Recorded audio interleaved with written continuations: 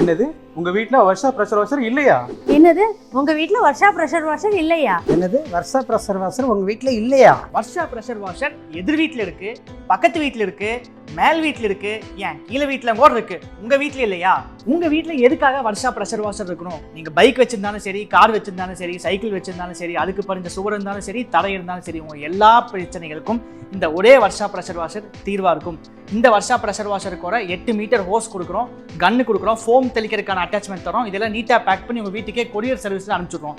இந்த Varsha pressure washer நீங்கள் வாங்கணும்னு வச்சிங்கன்னா கீழே ஸ்க்ரோல் ஆகிட்டு இருக்க சேல்ஸ் டீம் நம்பருக்கு கான்டாக்ட் பண்ணுங்கள். ப்ரெஷர் வாஷர்னாலே வர்ஷா தான்.